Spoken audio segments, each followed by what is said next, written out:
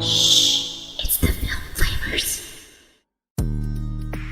Hi, I'm Chris. Hey everybody, I'm Robert. And we're the Film Flamers. And it's time for us to shoot the flames. It's the first part of May, so it's time for us to have our monthly chat show where Chris and I talk about horror news, some recent trailers, recommendations for things to watch, and most importantly, comments and questions from you, our listeners. And we've got quite the episode for you today. There's actually a lot of news items this time around. Right. Well, I think a lot of people are having enough time right now to just be inside, away from everybody. They're having Zoom meeting after Zoom meeting, and people are just letting their creative juices flow. And so as soon as they can get back to work, they are going to start making some shit or just not follow through with everything they've done during this quarantine. And that said, the trailers are a little thin on the ground right now because everyone's pushing everything back. So bear with us. Yeah. So, eventually we will have a more jam-packed section of trailers in Shooting the Flames. But for right now, it's pretty slim pickings. So how are you doing in the quarantine? Oh, I'm okay. I get to go back to work every day, so it's I get to get out of the house and I still have access to people, in conversation outside of my husband. And I recently traveled to Missouri for, some family emergency. So I've actually been a really bad quarantine person lately. Well, I think that's understandable when a family emergency comes to bear. Yeah. But mostly I'm doing okay. Our governor here in Texas has said that on Friday, as of this recording, we can open up restaurants and movie theaters and everything. What? Yeah. But well, Massachusetts is still on lockdown, and now we're required by law to wear face masks or suffer a fine of $300. Yeah, not Texas. We're just going to go full force. Well, not full force. So 25% capacity, I think is what they said for some of these things. So okay, so you're going to space all the tables out and all that. Yeah, but 25% capacity, I would think, especially for a movie theater, it does not pay to run your business. So I don't know. I think a lot of these businesses are going to be making their own choices about what they're going to do. I think some places like Alamo Drafthouse might be okay with that, just because there's all these people ordering food. That is so much more expensive than a normal bucket of popcorn. But. Yeah, that's true. I don't know that I'll be doing that, though. So, I think I might be staying away just for a little bit. I do want to live. Yeah. So... And I've been all right. I actually went outside for the first time in about a month. Oh, yay. I'm so proud of you. Good. What did you do? I needed to get in the sun. I was like, either I'm going to have to start taking copious amounts of multivitamin, or I'm going to have to go out in the sun or something. And I did. And once the hissing and spitting stopped, I was actually enjoying myself. Good. I'm so glad. Really, I wanted you to just at least go for a walk or something. Yeah, all I need is 20 minutes a month, so I'm good. That's it, and then it's back to the crypt for you. Yes. So let's start off with some reviews, like we always do here on Shooting the Flames. And this month, we didn't really get any reviews on Apple Podcasts, but we did get a tweet that was sent out by @TheRealGL Hal Jordan via Twitter. And he just mentioned us one day and said, by the way, just wanted you both to know that I'm so glad I discovered you guys when I started listening to podcasts. Your show is easily my favorite. Aw. Thank you so much. I know I replied to you and said thank you. That's very high praise. And you are one of our most active listeners. You're always commenting and giving us questions and things like that. And we really, really appreciate it. Yeah, we really do. In fact, we've got a lot from you, I think, in this episode. That's right. With that being said, guys, this is the first month in a while where we haven't had a review from Apple Podcasts to read on Shooting the Flames. And we really like doing that. So if that is your podcast app of choice, head over there, give us a 5-star review, a little snippet of why you like our podcast, and we will read those on Shooting the Flames. But also, like we did for the Real GL Hal Jordan and some others, I think, from Facebook and whatnot. If you ever post something that's, review-like on any of these platforms, we'll for sure read that too. Of course, because we recognize that not everyone uses Apple Podcasts. It's just basically how podcasts get rated and ranked in the SERPs and all that. Right. It's not just our fragile egos that we like. I mean, it really does provide a function. So, Okay. Let's dive into our comments. yes. So from our deep dive of Dawn of the Dead 2004, at Real Hal Jordan said, y'all almost made me cut myself. I was listening to you guys while I was shaving, and your synopsis made me cackle when you mentioned the young lady going after the dog. That fucking dog. I swear every time. So, as a warning to listeners, sometimes we're funny, so you might want to avoid using sharp objects while listening to our podcast. Yes, please keep all of your hands and arms inside the vehicle at all times. From our Outtakes 3.0 episode that we released at the end of March, just sort of as a way to, lift everyone's spirits during the quarantine time, at Matthew T. McHenry said, "Oh my God, guys, I really needed the Outtakes episode today." So we're really glad that, that it worked and some people got to be a little happier for that brief 15-minute period or longer. I saw some other comments like that too. So and that's the whole point of why we did that, is because we know people are kind of stuck inside and probably need a little pick me up here and there. So that's what we had to offer. So I'm glad some people enjoyed it. From our What to Stream episode, Nikki on Patreon said, "Better Watch Out is on Shudder now. I enjoyed it. Hubby, not so much. We also watched Absentia on Shudder, which had good jump scares, but felt like it was a college film student's senior project in some ways." Ooh, I have never heard of that movie. Spilled the tea. Yeah, and now I'm just like, I don't know. Because I've seen some movies like that, and you're just like, this just seems like some sort of thesis. Or final project. What's Absentia? Who's the actor in that? Is that Shia LaBeouf or is that something else? I don't know. I think you're thinking of Suburbia or Disturbia or something like that he was in. I don't know. I've never heard of Absentia, but I mean, so I'm glad that Nikki got onto Shudder. I mean, Shudder's got a lot of options, things that you may have never heard of, and it sort of spans film history, and there's a lot to choose from. And if you're just looking for things to watch, you might land on something like Absentia and give it a shot, that you might have otherwise missed. So, I mean, it's a good streaming platform to have for sure. So we did an episode on cruising way back last June, and we've gotten maybe our first real comment on YouTube. Is that? Yeah. Or at least the first one that I was completely aware of. And he wrote, "The most fascinating part about this movie is that if this would have been made today, shot by shot, I believe it would get raving reviews, similar to some of the Blumhouse productions that share an unintentional seeming comedic element. It would be talked about as some kind of genius subversive commentary, even if made by a straight director. Ari Aster? I'm in no way saying that this is really what Friedkin was trying to do, but if made today with a modern view on homosexuality by the GP, the straight male lead would probably be featured in Out magazine for taking on something this ambiguous." Well, first of all, thank you for that substantial comment. Honestly, those are some interesting points. I don't know. It's so weird because it's such a product of its time. Mm-hmm.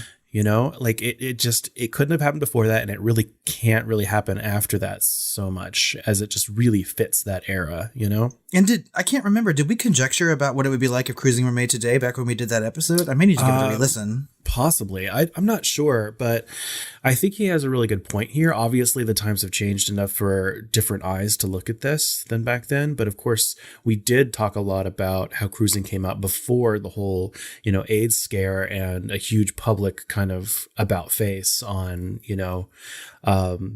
progress for gay rights and things like that. And it was like a nuclear bomb on that road. And so post all of that, this would be an interesting period film, maybe. Mm-hmm. So I don't know. Yeah, it's interesting. Yeah, and it just seems like the kind of movie that shouldn't be remade to me. And I know that if it were being remade, I think a lot of it would just they would just be comparing it to the original the entire time, and it would just bring up so many old wounds that movie created. So, I mean, a lot of this is just conjecture, right? If it were being made today for the first time, yeah, I think it would be received a lot differently than it did back in the 70s, early 80s, rather. So, I don't know. So from our episode of Cabin in the Woods just last month, Kara, or at Anais Nincompoop. I fucking... Nincompoop. Hi, Kara. I love that handle. It's Anais Nin, right? She wrote like erotica and Anais Nin can poop. I think it's just great. What a good name. Well, she said if they ever made another, I want it to start with the elevator scene and do a 1-by-1 origin clip for each monster. Yes.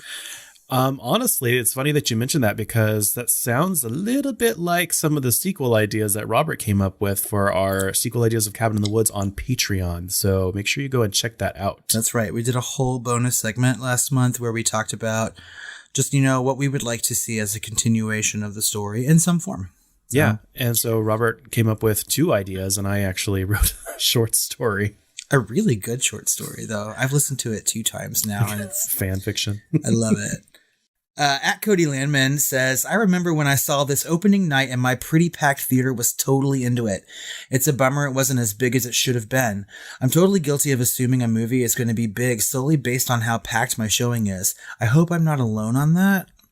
No, not at all. I think that when I go into a movie and it's really packed or I have a hard time finding a seat when I'm buying tickets, I assume that this movie is going to be huge, But I think we have to remember opening weekends are usually the biggest part for movies unless they have an extreme word of mouth, which is why I thought this movie was going to be much bigger than it was. I saw it weeks after it was released, and I thought that by then word of mouth would have spread like wildfire.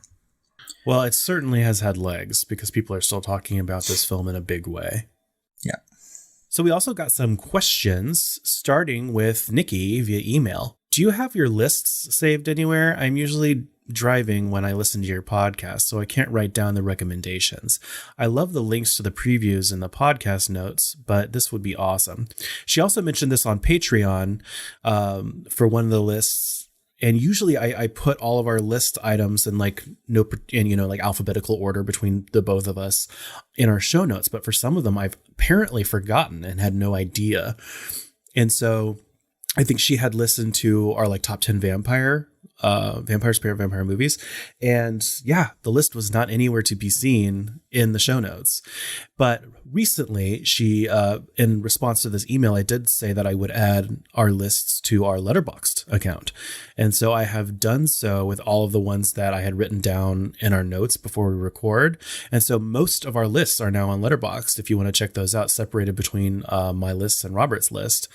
However, there are some missing ones. So Nikki, I promise eventually I will get there whenever I've done editing or in between, everything else. So sorry about that, but working on it. And I mean, another person commented about our show notes too. Aditya Mario put something on Twitter about how, he's listening to Shooting the Flames while he's doing something else. And so he appreciates our list of recommendations in those show notes as well. Chris works tirelessly on these show notes and he makes sure that links work and everything. And so I'm sure it makes us, and especially him, very happy to know that people are going and checking those things. Right? Yeah. This is probably one of the first times in the last, almost 2 years that we've done this podcast that I've actually heard people comment on the show notes, and I've been doing it this whole time. Validation. So Michael Allred on Facebook had a question, and it sort of came from our Cabin in the Woods episode. He says, so what's your take on how the film was also an indictment of the horror audience? That we are the ancient ones who demand things to happen in specific ways. Also, I personally wouldn't have gone with Sigourney Weaver. I would have gone with a well-known horror director in keeping with the meta nature of the movie.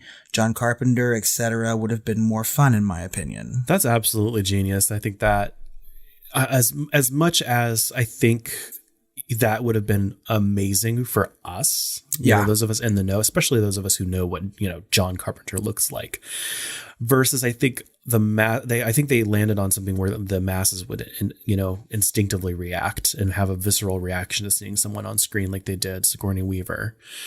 So I understand why they did it, but I also understand the genius of what you're trying to suggest as far as like an indictment of the horror audience. Yeah. In a way, that's also the facility in general. I think that's a really good point. And I agree. I mean, I've never really thought of it that way. So I think you bring up a really interesting question. Because I know that we had talked about his movie was sort of indictment on the horror genre itself. But I think that we as the audience never stop to consider ourselves while watching a movie, because that would be like way more meta than what the movie actually was, right? So like meta intimidating. No, I'm going to say that. But so I would have to stop and think about it more, but I think you're onto a really good point. And I think that, each horror viewer can stop and ask these questions of themselves. And that makes it a very personal question to ask yourselves. Do you demand certain things from the horror movies that you watch? Are you more open to things, right? Yeah.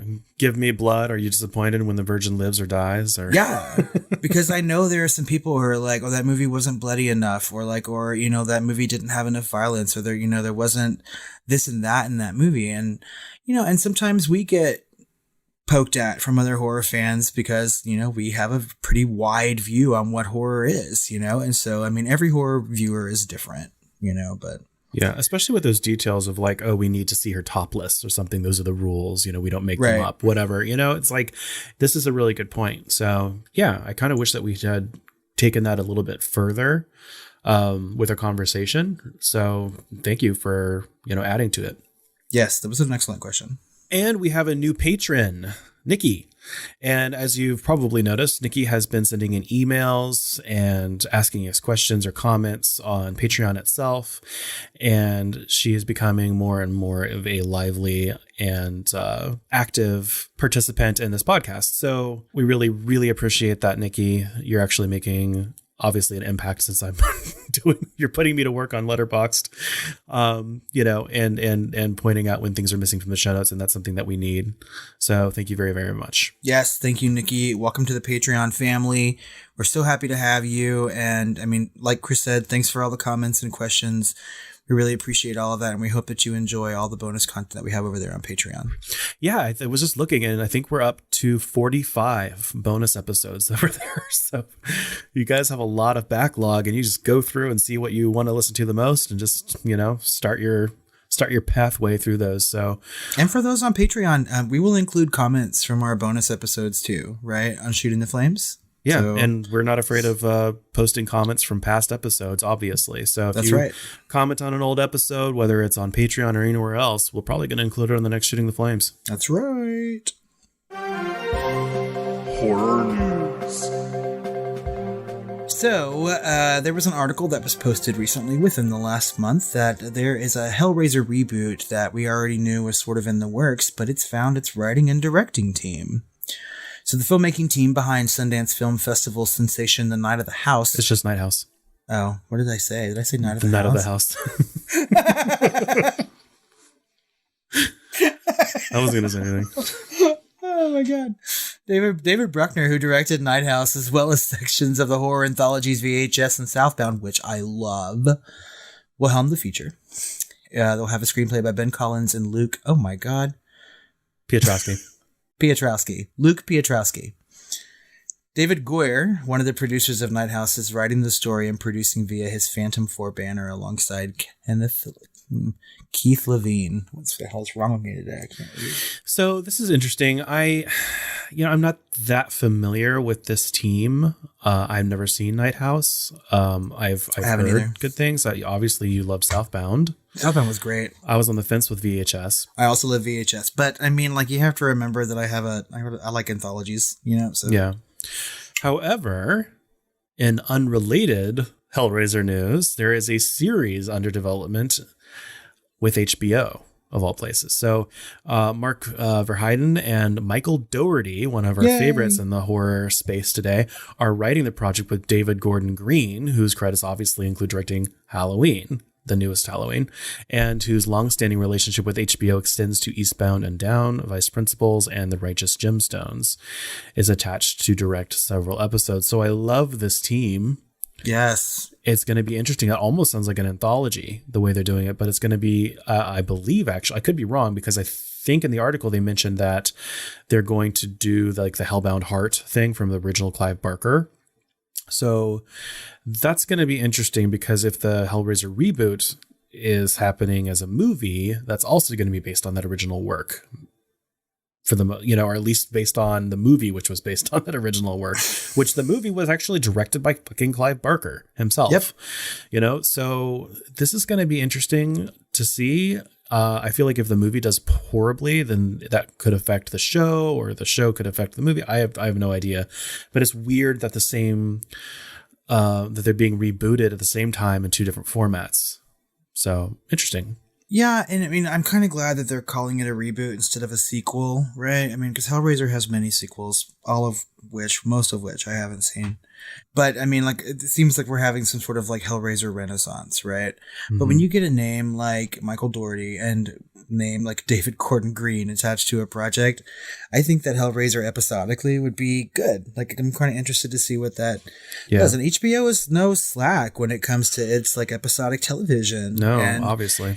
And they really like to, and sometimes they're very genre heavy in their choices for series development, and I applaud that. So I think that it's found a really good home, and that's exciting news for me. And I mean, I think this is happening a lot. So when we had that reboot of Child's Play last summer, and then like the original creator of Child's Play is now making a TV show for Sci-Fi, and we've got Candyman reboot coming out, and so I wonder if then we'll have a Candyman TV series coming out. Maybe it's just like the tandem things that are happening now. Yeah, and then Scream's going to get remade, and God, it's just all happening. I don't know. They already made it into a Scream or a TV show, didn't they? Do you know what else is getting rebooted that I read last week? The Others, that Nicole Kidman movie. Does that? I feel like well-shot period films don't really need to be redone. Oh, they're going to move it into modern times. Okay, whatever. So I'm like, oh, just leave that movie alone. Like, really, but leave the others alone. Don't you dare bring them into the sunlight. Sam Raimi has announced that he is going to be directing the Doctor Strange sequel, The Multiverse of Madness. I don't even know what to say to that, because like we were kind of depressed that the last director dropped out because he was so good, and you still haven't seen Doctor Strange, but it's really, really, really good and has some of the best visuals in all of Marvel Cinematic Universe. But Sam Raimi doing it, and it's supposed to be more of like a horror adjacent, even more so than the first one, which had its moments, I guess. This is something that's very exciting potentially to me. So I am very pleased. And I completely agree, because when Sam Raimi did his original Spider-Man trilogy, I liked those very much. Yeah. And also, I'm a huge fan of all of his other work, obviously, Evil Dead, Evil Dead 2. And then I really loved Darkman. Darkman is one of my favorite movies, too. I love Darkman. I haven't seen it in a long time. But I mean, like, I really like Sam Raimi as a director. And I think he makes really good artistic choices. And based on what we know this sequel is going to be about, even with my limited knowledge of what the first movie was, it sounds like a blast. I'm almost shocked that this is the first time that he's gone into the MCU. Because he kicked off, everything with the Spider-Man series, not with Marvel Studios, that was Iron Man, but, he obviously proved his ability, and he is a very famous and successful director with a style and flourish of his own. And, I love that it's this movie that he gets to start his relationship with Marvel Studios off with. So. And I hope it continues, because he's got a good eye for the crazy, and I like that. It does mention in this article that Chris will put in our show notes that he mentioned Doctor Strange directly in Spider-Man 2 that he made. So apparently, he's laying some groundwork already. And so, hey, this is probably one of those Marvel movies that I will go see in the theater for sure. I've got to watch the first one, but I cannot find it. It's not on Disney Plus yet. Really? Yeah, and it's not on Netflix anymore. So I'm just gonna have to purchase it. Okay. Since I love Tilda now too, so I should just watch the movie. Okay. Speaking of things that you love and enjoy, Scary Stories to Tell in the Dark sequel is on the way, with director Andre Overdahl from who directed Troll Hunter and Autopsy of Jane Doe returning. So you did not enjoy this because you were such a fan of the original work. I was okay with it. I thought it was entertaining and everything else, and it seemed like it was made for kids, which the books really were for, so I'm kind of on the fence with this, but I feel like this is a director who's very intelligent. Yeah. And he's going to kind of listen to some of the feedback from the horror community and possibly make some changes. So it'll be interesting, because the last movie kind of left on a cliffhanger. Well, when that movie was first released, I saw a lot of negative comments and reviews on social media, but since its release onto VOD or Blu-ray, things have changed. I think a lot of people liked it, and a lot of critics liked that movie back in the summer when it was released. So I think that I'm sort of like in the, not so popular opinion of it now. Well, I certainly don't think you're alone with all the hardcore fans of the book. I think people that came new to it, really enjoyed it a lot more, just like anyone almost. Like that's really typical of people that have read a book and then go see it. And it's very rare that a movie is as good as the book or surpasses it. And this just wasn't the case. So it's going to be interesting, though, that they're going to continue to do this series because it did well. And they're going to be able to tell more stories from those books, which that's something that you had a problem with, is like the ones that they chose. Some of your favorites weren't in there. And so now there's a chance that they're going to be able to do that. So you know what? More power to them. And that's good. And I will totally watch the movie when it comes out and see the direction they take it in. I will say one of my favorite things about the original Scary Stories to Tell in the Dark movie, or the first one, I should say, is that like when they created the creatures and stuff for it, it was really, really like Guillermo del Toro. No, it looked like the creatures looked like the illustrations from it. It was, really faithful to the way that those creatures looked. And as long as they continue that and making sort of like, and not hardly any of it was CGI, like if they create these lifelike recreations of these illustrations, I'm on board. I'll go see it, take my money. So, yeah. Finally, we have learned something last week that I think blew the minds of horror fans on social media, and that's that Dolly Parton secretly produced Buffy the Vampire Slayer. We're just now finding out about it. Yeah, so this news struck, and it's a little BuzzFeedy, I think, because I don't know how much she personally was involved, right? It's her production company that she started with a friend Sandollar. a while before Buffy came out, and they also produced the movie or helped produce it. And so I don't know how much. I haven't seen any direct quotes from Dolly Parton herself on this. So I want to take this with a little grain of sand, but I want to think that she was like in the fucking writing room with Joss Whedon going like, give her bigger tits or something. I don't know.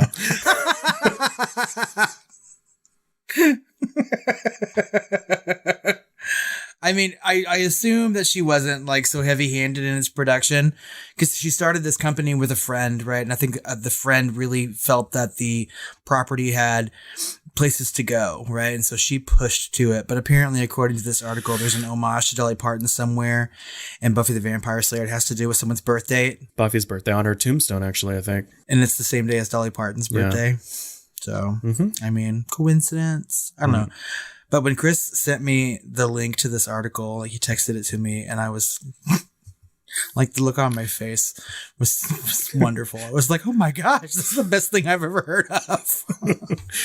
Yeah, I really want to get some sort of like, quote from Dolly Parton about this to see what her involvement really was, We'll reach out to her people and see if. And there are article titles of this, like everyone just started like, re-putting it on their own platforms or whatever. And one of them was just like, Dolly Parton secretly produced Buffy and we don't deserve her. Well, we really don't. She was already an American icon, so. And she has been reading bedtime stories or recording bedtime stories during this quarantine for people to listen to. I mean, like, and others have been doing that too, but God bless you, Dolly Parton. I mean, my Lord. Coming soon. Like we said earlier in the episode, there's been a dearth of horror trailers recently. Yeah, but we did get one really good one. Yes, and I'm so glad that we did. And that is Peninsula, which is the Train to Busan sequel, and it is crazy, batshit crazy, and I love it. It looks amazing. I can't wait. Yes, I am super looking forward to seeing this movie. Guys, if you have not seen this trailer, please go and watch it because Chris is right. It is batshit crazy, right? So the movie apparently is taking place like 5 years after the original story of Train to Busan, and South Korea has sort of become this like ghost land. And like it says in the trailer, the only rule is survival. Yeah. So if like Train to Busan was their Night of the Living Dead, Peninsula looks like their Dawn of the Dead. Yeah. You know, and I feel like that really lines up and it looks like that. So I'm really excited. And for those of you who haven't seen Train to Busan, really go check it out. It's one of the best zombie films of the last probably 30 years. Ever. Yeah. I mean, it totally made, I think it made, Both did it make of both our- of our top yes, 10s? it Yeah, made both when of we our top did 10s. zombie movies. Mhm. Yeah. It's so good. It's action packed. It's thoughtful. It's dramatic, you know, in ways that like it made me cry a little bit, you know, and I mean, it's just a really, really good movie.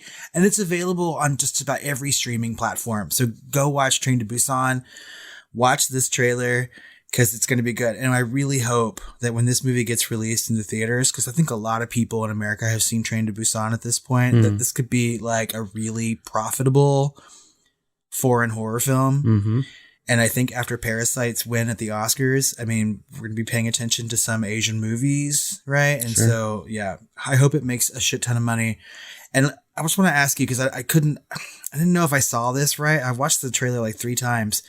When they're in that little arena thing, right?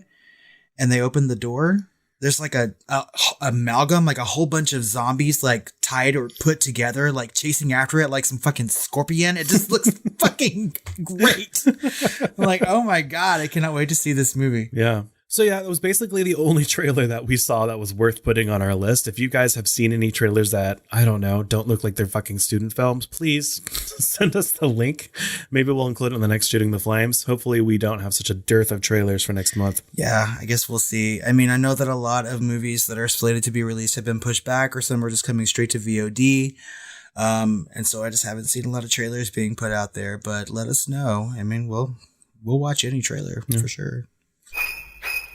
Recommendations. All right, so Chris and I have been sort of busy watching things lately since our last episode of Shooting the Flames. I think we have a good 5 or 6 things each to talk about. Yeah. So I'll start. I finally watched Annihilation, directed by Alex Garland. Of course, he is the director behind Ex Machina, which I really loved. And what else has he directed? Alex, oh my God, he wrote, didn't he write Sunshine? Oh shit, yes. He wrote Sunshine, which is, you know, one of my favorite sci-fi / horror films ever. And yeah, so I finally watched it. And I guess I thought, or had remembered it being as more of like a dark sci-fi, you know, and I just never went and saw it, even though I really wanted to.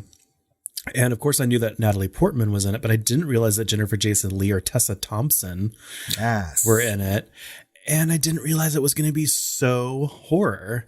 So I came through it of the lens of watching it as a sci-fi and didn't expect nearly as much horror as I got. And there was a shit ton of horror and existential horror and, you know, thought-provoking stuff. So I don't know. It's a kind of a slow burn, but there's so much visual intrigue in this film. Like, you know, I feel like it's underrated. I feel like it's going to last the test of time for, you know, analyzation. So it'd be interesting to do a deep dive sometime down the road in the next few years of Annihilation.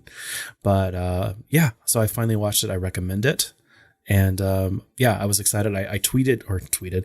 I messaged you and I was like, have you seen this? Like, did you realize that this was like a horror film? Because it's fun to find these kind of diamonds in the rough that you didn't realize were actually a part of the horror genre, because they weren't marketed that way. Because of course we still have the horror ghetto where, you know, marketers of films are afraid of marketing some of their films as horror, you know, especially if they can say it's some other kind of subgenre or genre. So of course you let me know that you had seen it and you had expected the horror. And so your excitement of it was a few notches down from mine. But I mean, I thought it was a really good movie, you know? So like you weren't expecting the horror and I wasn't expecting the level of sci-fi, you know? So I think that it was just like opposites for us as far as this movie goes. Like I had only heard that it was a horror movie, a Natalie Portman horror movie. And I knew that it was like sort of interdimensional or whatever, which should have led me to believe there would be some sci-fi elements or whatnot. But yeah, I mean, I think it's a really good movie and I would love to rewatch it again. I'd love to talk about it. So I think that, yeah, that needs to be put on the docket sometime. Well, I'm also really excited about the future of Alex Garland. Yeah, because he's only given us awesome. So I'm really looking forward to other things that he does in the future. Well, let's just look it up right quick and see, since I have IMDb pulled up. He did one between Ex Machina and Annihilation, and I've forgotten what it's called because I haven't seen it. So, Annihilation, Ex Machina, Dredd, he wrote the screenplay for. I guess the reboot of that. I love Dredd. Have you seen Dredd? I haven't. Oh my god, it's so fucking horror. You would love it. And he did... I am writing that down for my future Flamers flashbacks. Oh, good. I'll watch it. He wrote Sunshine, and he also wrote 28 Days Later. Well, the bad guy is Cersei from Game of Thrones in Dredd. What, really? Yes, and she is so good. And Carl Urban plays a really good Dredd. Apparently, he's also a novelist because he wrote the novel for The Beach. I have rarely seen as much gore in a film, like body gore, like that I have in Dredd, and it is hardcore. It's really good. Well, that makes me excited to see it then, because I mean, I've seen Judge Dredd, right? The Sylvester Stallone movie. I'm sorry. Yeah, so like when they were doing the other one, I was just like, well, I'm not going to watch that. Well, also, Judge Dredd is supposed to be gay. He's a gay character. So what? I didn't know that. Yeah, it's not a part of the story, but that's the character's background. So I don't know. It's a really good movie. And there was a huge campaign that I was actually, let my hand to a little bit of trying to get a sequel made. Carl Urban was on board. Like everyone that had made it was on board, but it just didn't do well because everyone had still the bad taste in their mouth from Sylvester Stallone.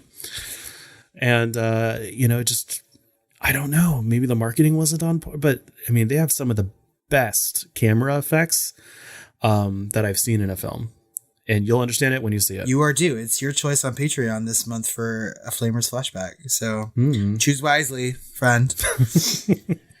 So I watched a movie from 2013 called Coherence, and I was bored one Sunday, and I was like looking through every movie that everyone in the world has recommended me, including you, and I was just like, no, I don't want to watch any of this.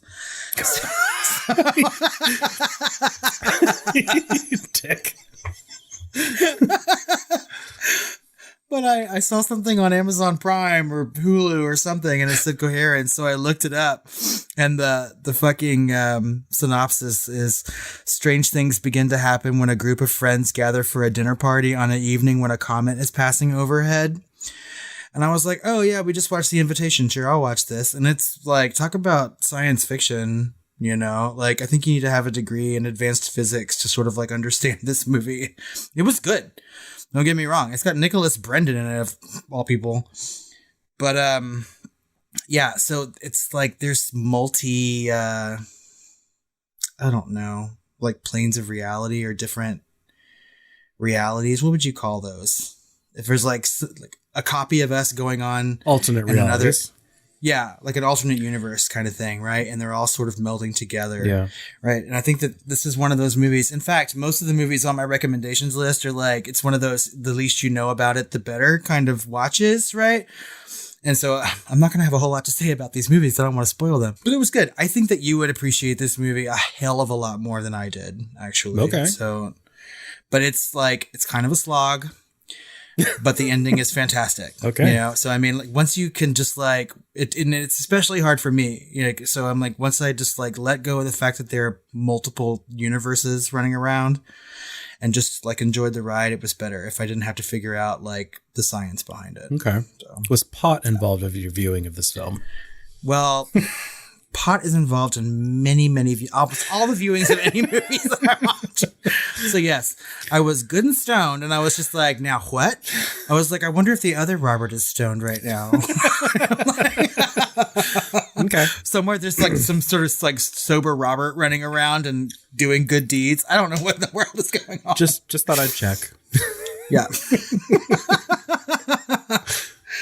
Ooh, what else you got? So I watched Code 8.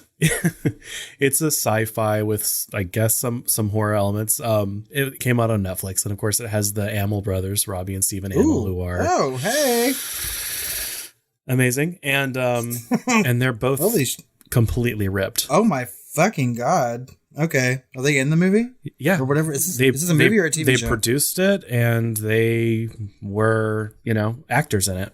They didn't play brothers as they are in real life, but still, I like superpowers. It's like a whole like commentary on like immigration and racism and otherness and everything else. Kind of like X-Men, but it's much more like real world. They're just trying to like have jobs and do everything, but they're being like tracked by the government because they have these abilities and blah, blah, blah, blah, blah. And it's kind of like a heist movie, and it was good. I liked it. The music for it was actually way better than it deserved. And I actually had to save some tracks to my favorite scores playlists. Oh, wow. But it was good. I mean, it's, direct to Netflix. I'm not sure that it was in theaters. Maybe it was for a hot second, but no, it was good. So I don't know if you're looking for something that's easy. It does has a little bit of thought provoking, but it's a little heavy handed. But if you're a fan of Robbie and Steve at Amell, not for their acting ability, then watch that film. It's popped up when I scroll through Netflix, and I just didn't. It looked like there was a robot or something on the little picture. Yeah. I was like, "Is this?" They have a special like robot police force that jumps down from these helicopters and drones and stuff that go through the city, and that's how they deal with people with superpowers. And it seemed to be like element based. Like there's people that can do like electricity, which is what Robbie Amell's powers are, and there's a really cool shot in the trailer. That's kind of why I watched it, of him shooting a helicopter from the street with his electric ability. And then there's people that are telekinetic, and then people that are telepathic, and there's people that can do fire and stuff like that. So were the effects good? Yeah, really good. Very high production value.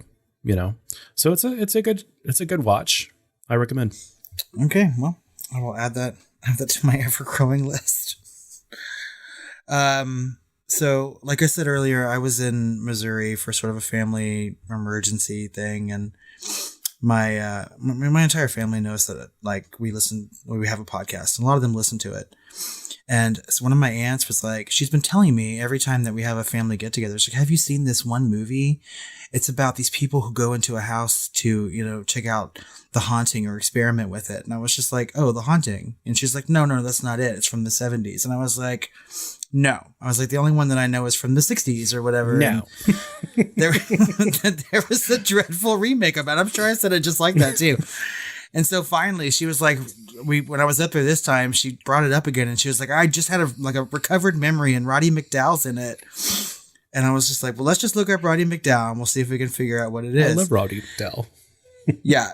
So apparently it's called The Legend of Hell House, and it's from 1973. And we sat down and watched it when we had a minute. And, But just a minute. And it was good. Like, I think I gave it like 3.5 stars on Letterboxd. Like, it was a decent movie. Roddy McDowell was good in it. And really, so like this rich man, and it's very British, this rich man bought this property that has like, the reputation of being haunted. And he wanted to make sure that it wasn't haunted before he moved in. So he creates this team to go into it. He has like this parapsychologist who's also a physicist. He's got Roddy McDowell, who's a physical medium, meaning that he can like manipulate objects and things like that. And then he's got another character who's a mental medium, and she can sort of like go into trances and communicate with spirits. And they all go in to this house and sort of like solve the mystery as to why it's haunted. And it was actually a really good movie, and since it's so very British, like it seemed really smart to me. So we were halfway through the movie and I was like, this movie's really smart. It's good. So yeah, I mean, like if you have, and I had no idea what the hell it was, and we heard of it. So if you're looking to go back and watch some good early 70s British horror, so this is post Hammer, right? Or maybe like right in the thick of it, and it's good. Go watch it. Yeah. You have to rent it or purchase it on Amazon. I couldn't find it streaming anywhere, but it was worth it. I went ahead and bought the movie. So I watched some kind of non-horror-y stuff. Like I finished Better Call Saul, which is an amazing show.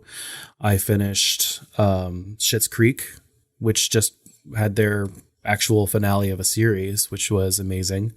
One of the best queer, realistic and to me at least, queer stories, and hilarious show. I love Catherine O'Hara in that show, but we've talked about that before, but it finally ended as a series. I think all but the last season are on Netflix, and then the final season, I was just buying a la carte episodes on Amazon just to finish it up. But also watched The Impossible finally, about the tidal wave that's, the Boxing Day tidal wave of Thailand and a number of other countries a number of years ago. And it stars Naomi Watts and Ewan McGregor and Tom Holland, a young Tom Holland. And it was really, really good. There's some I think there's some criticism about kind of following a white family on vacation over there, but because it was Boxing Day and it was on these vacation towns and stuff like that along the coast, what I'm trying to say is I understand why it followed that, especially for a film that, is made so that the American and British and European audiences can kind of understand. I believe the original family was not British, but they were Spanish on vacation. But anyway, I digress. It was fairly horrific real life horror. Yeah, it was really good. I think I had the single tear a couple times. I liked that movie. I watched it when it came out. I thought it was really, really good. And I had more than a single tear more than once in that movie. I remember crying a lot. Yeah. But it's good. And I love Naomi Watts. I just do. I mean, I love Ewan just about McGregor. anything that she's in. I also like Ewan McGregor, and so, I mean, I thought it was a really, really well made, well acted movie. I'm surprised that it didn't get more acclaim than it did. I think a lot of people haven't seen this movie actually, and that's sad. So, like we talked about earlier, a lot of these horror movies that were scheduled for release in the theaters, either in some sort of limited capacity or widely, are now being shoved to either VOD or being shelved until they can release it, either next year or later on.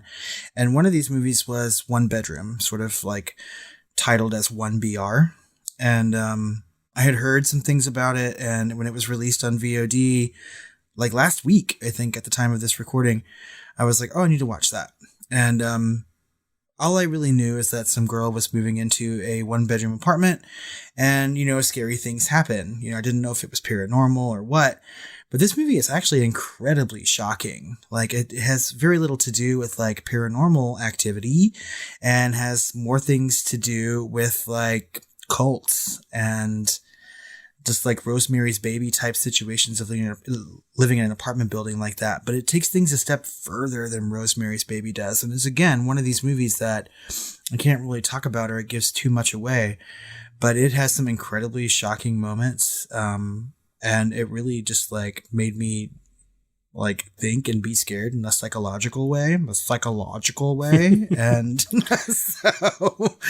I really recommend everyone go watch this one.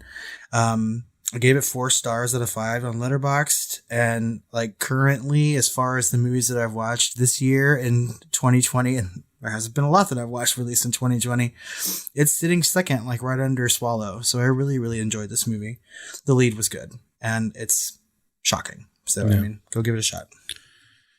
So I wanted to watch Tales from the Loop, which just released recently on Amazon, starring Rebecca Hall and, of all people, Jonathan Pryce. Mainly because it's a new sci-fi show, but also because the music is by Philip Glass. And of course, we at the Film Flamers podcast love some Philip Glass music. I think one of our I think one of our favorite scores for both of us is from The Hours. And of course, he's done a hell of a lot more than that. I mean, he's even made appearances in like Battlestar Galactica, of all things. Candyman. Yeah. Oh, yeah. Candyman. Love it. But Tales from the Loop is really high, well-produced drama sci-fi with some horror elements maybe, but my God, it was depressing. I had like some visceral reactions to, it's like an anthology, but it's all in one town. So it goes from like person to person and everyone has a background and weirdness going on in this town. It's almost like an American version of Dark, except it's more, disconnected. I got depressed, and I'm not looking to be depressed, and so I had to stop after 2 episodes because it was just so, like, I was getting angry at what was happening in the show. Just at 2 episodes in, like, they're like little short stories they're not even short. I mean, they're like hour-long, episodes, but I mean, they're self-contained.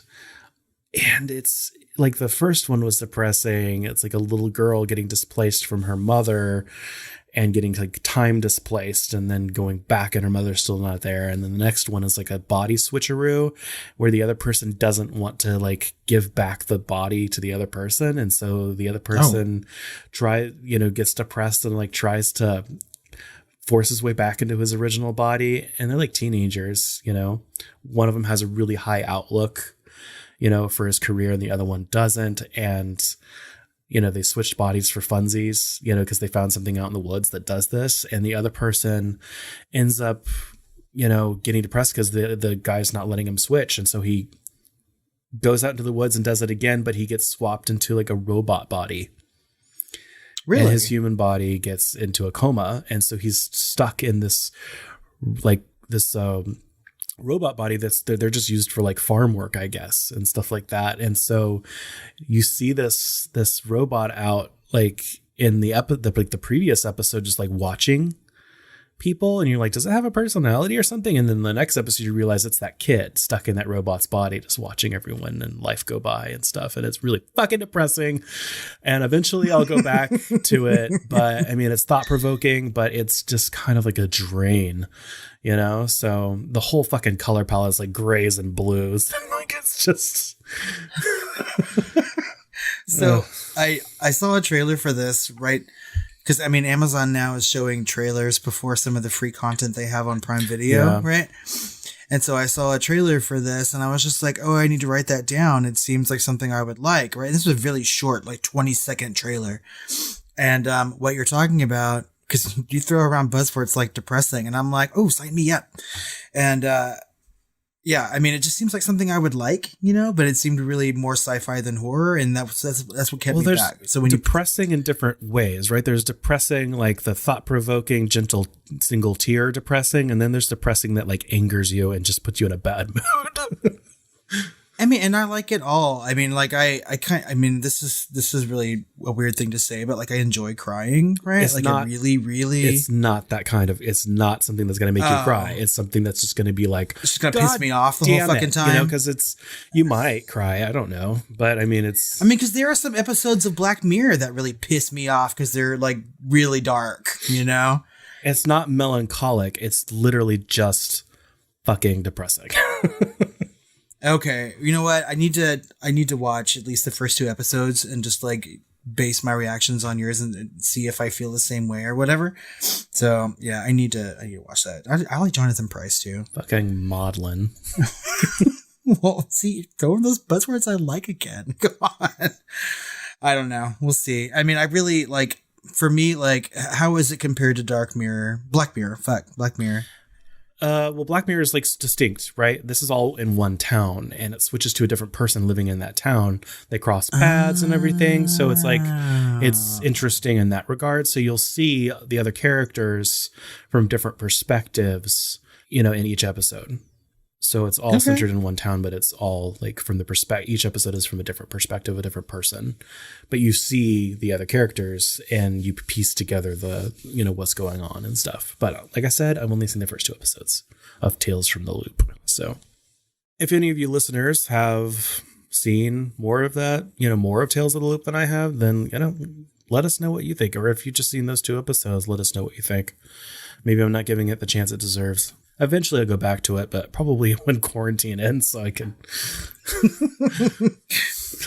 You can take a breather and walk outside or like go to a fucking bar and have a cocktail afterward. Yeah. Okay, so I watched a movie called I See You. This was a 2019 movie starring Helen Hunt. Oh.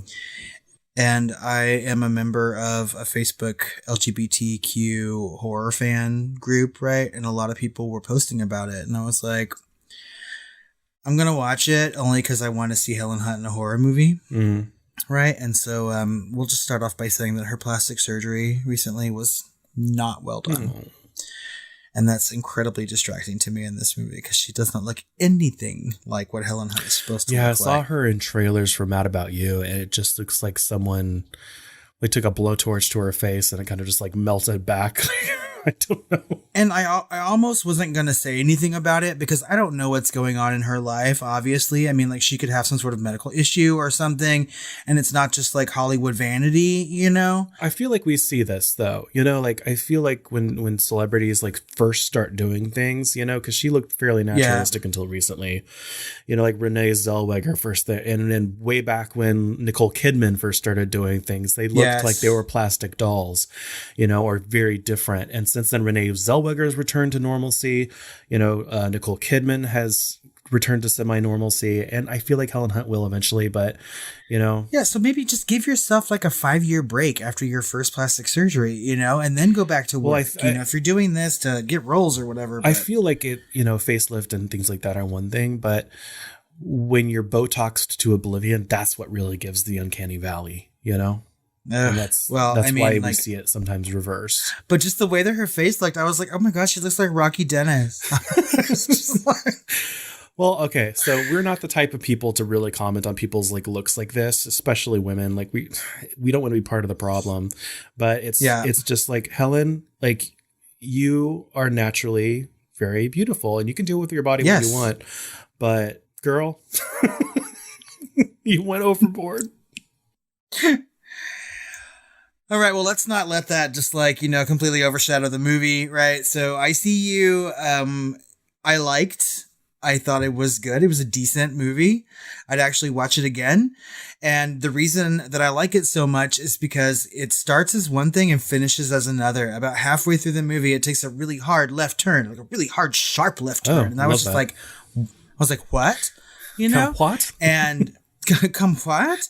And it really just like, all the questions that you had in the first part of the movie that you think is something else get answered in a way that you're like, oh, okay, right? And it was really ingeniously written and well acted for the most part.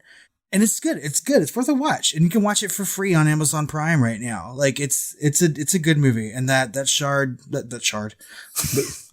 left turn. That sharp left turn. Great. So, I mean, go watch it. Again, I have all these like spoiler heavy movies that I can't really talk about, but I mean, you may just have to just take my recommendation and go give it a watch. And I would love to hear what other people think about this movie. So y'all go watch it and then hit us up on, social media, please. Okay. So the last thing and most recent thing I watched is I finally watched Lost in Space, and I'm a big sci-fi nerd, you know, so of course I was eventually going to see this. Plus I'm a fan of Parker Posey, and she's kind of like the big name in that. And I've always loved her in comedy, so it was kind of shocking to see her as not only in a kind of a sci-fi adventure drama, you know, but also kind of as the bad guy. And I have to say, she is brilliant in it. She does such a good job. And, you know, they say drama's easy, comedy's hard, you know. And she obviously proves that because she uses, obviously, some of her comedy to do some of the more subtle work that she does in having to come up with, she's like a con artist. And she's constantly having to like come up on the fly with answers to shit that she has no idea about. She's posing as a psychologist.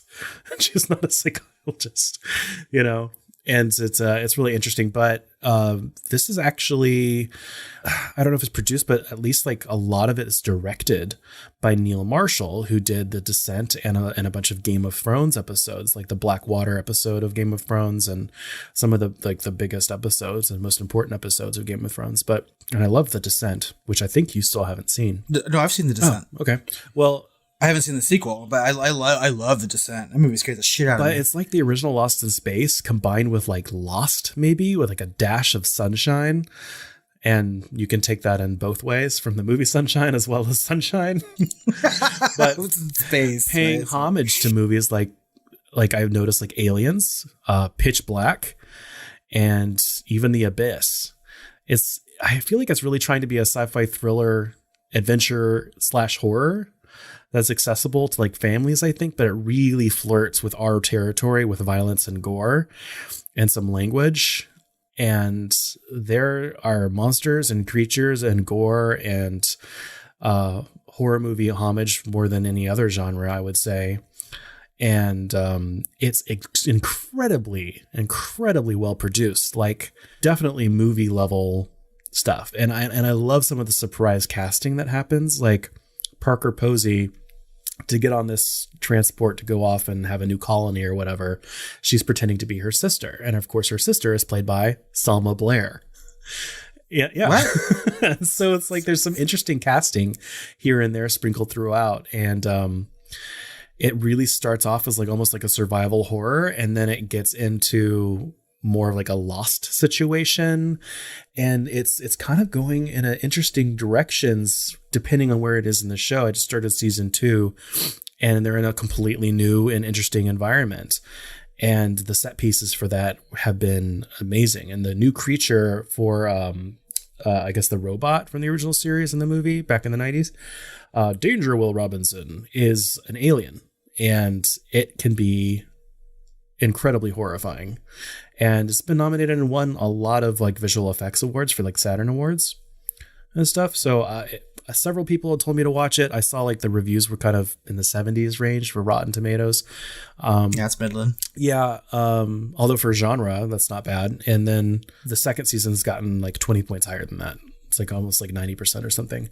And really, I feel like it's almost underrated. Like I'm really quite happy with it. So, especially for people that are looking for like a horror thriller or sci-fi, something they can watch with their maybe some older kids, it's kind of like, the gateway drug to some more hardcore horror and sci-fi and stuff like The Expanse or something. But I definitely highly recommend Lost in Space. So my husband loves it. Like he was one of the people that fucking recommended it to me, along with some other people that I know. And I am sort of in and out of the room whenever he's watching things, right? Like I'll walk through to the kitchen or something like that, and I'll stop and like take in a snippet. And when he first started that first season a couple years ago when it came out, I was like, oh my God, Parker Posey's in this? And he was just like, who? Like my husband famously doesn't know like who people are, by their name. You have to tell him like what they were in before. And it's like, well, she's in this, this, and this. And he's like, no, I haven't seen those movies. And I'm like, oh, okay. So I was just like, but I was floored to see that she was doing something like this. And he was like, yeah, she's kind of the villain. And I'm like, what? So, yeah. But on that second season, I was in and out of the room and I would stop and watch for longer snippets. And it seems like something that I would enjoy. I have never seen her do the heavy lifting and acting that she's doing in Lost in Space. She's amazing in it. I really have enjoyed her quite a bit. I mean, like you said before, comedy's hard and drama's easy is what people would say. And I completely agree with that. I think it's really difficult to be a really funny comedic actress or actor, and sort of like continue a career like that. And I think that Parker Posey is just naturally funny. Mm-hmm. And so, I mean, like the opportunity to see her something in a more dramatic or more serious like way is super intriguing to me.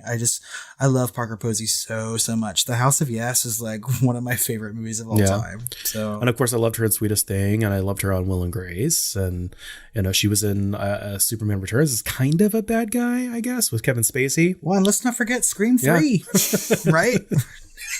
She was the actress playing Gail Weathers, and she was really funny in that movie. Scream 3 gets shit on too much. I like Scream 3. Another thing I like about Lost in Space is like the parents in it. It's not as like saccharine as any other version of Lost in Space before it, which I don't like.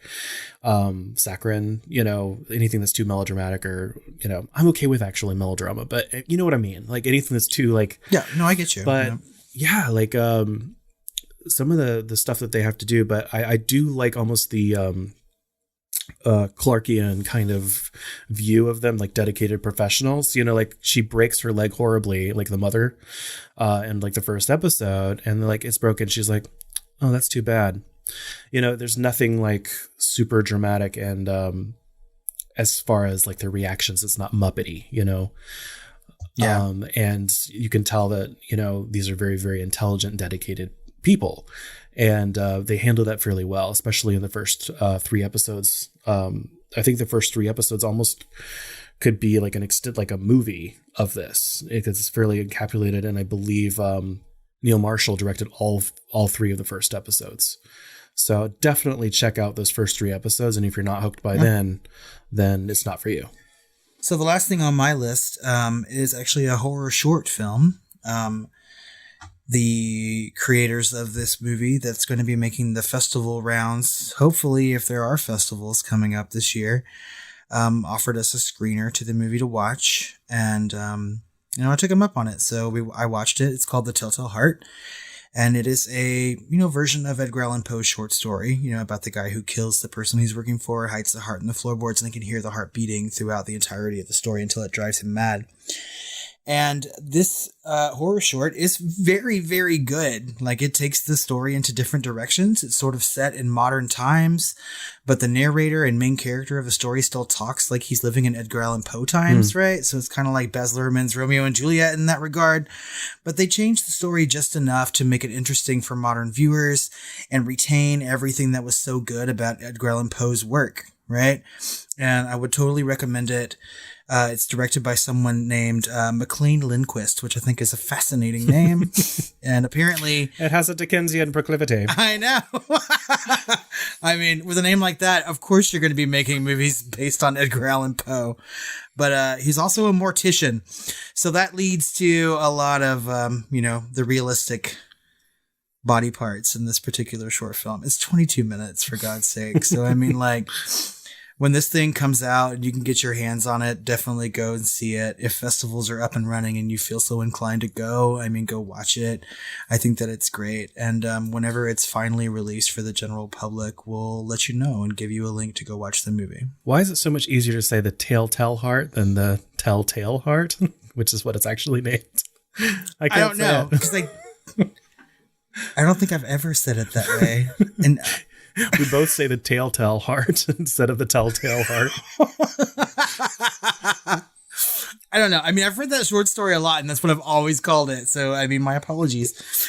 But, yeah, it's good. So we both want to mention that we have seen Penny Dreadful City of Angels premiere episode, which is right now streaming for free on Amazon Prime if you don't have Showtime. That's right. And the first episode doesn't disappoint. No, in fact, I was just thinking back to the pilot episode of Penny Dreadful, which is very different from the rest of the show. And this one is almost more successful in setting up the premise. It's packed with subplot, though. I almost wish it was more linear, and they really, really set up a show, with a bunch of different things they're going to talk about, which is going to be a lot heavier and more poignant for today's time and on history. And, what was going around in history during those times.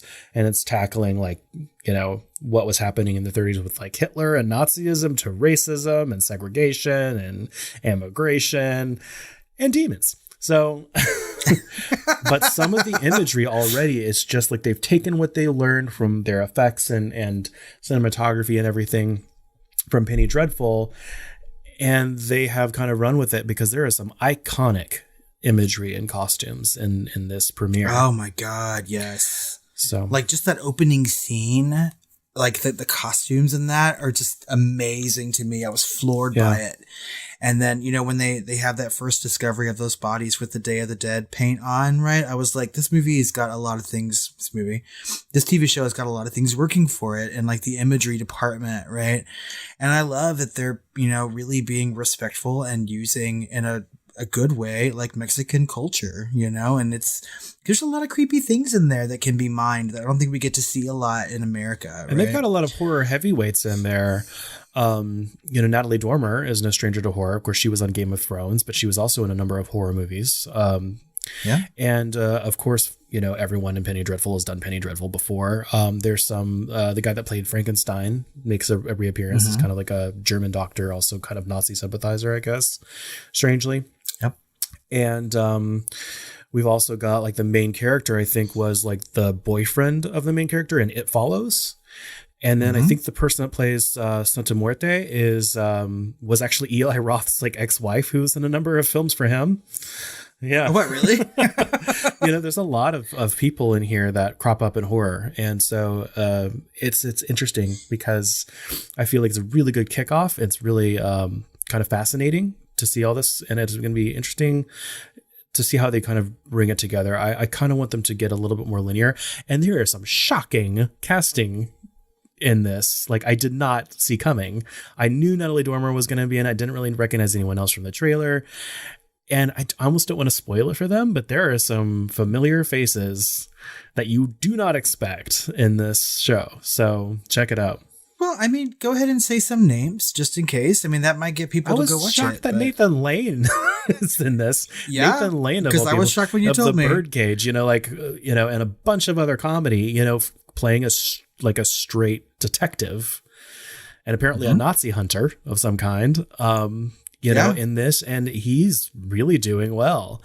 And, there's some other people that crop up, and I'll just leave those because some people will recognize them, some won't. And the people that will recognize them will get, will fall out of their chair like I did. But let's leave it at that. But definitely check that out. It's like I said, it's free for Amazon Prime if you have that. And I'm really interested to see where the series goes with these storylines. If they're going to be doing multiple Penny Dreadful iterations, right, a la American Horror Story or something like that, I would really love to see it contained into one season.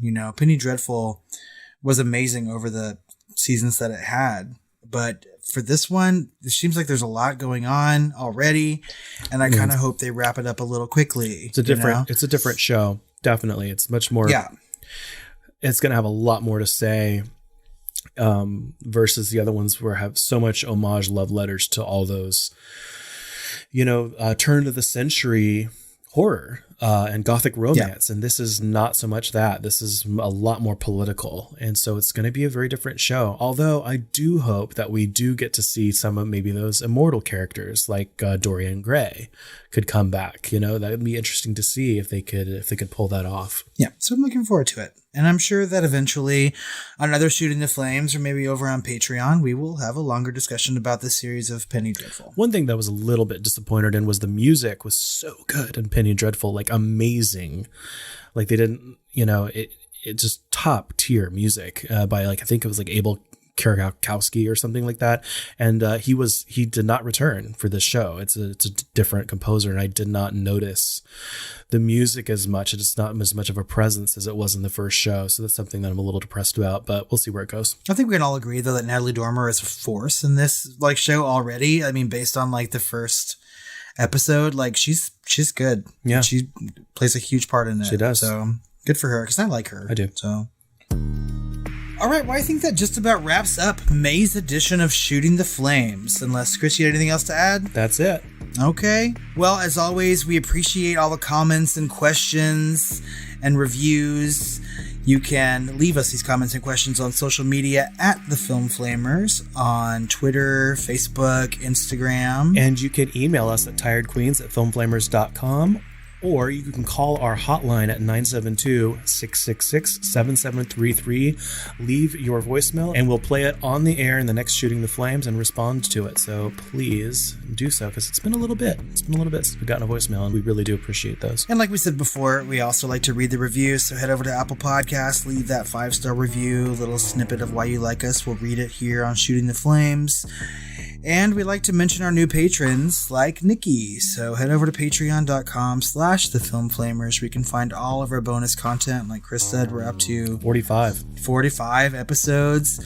You also get early access to episodes, sometimes multiple weeks in advance. And you can get that for as little as $2. So head over and check it out.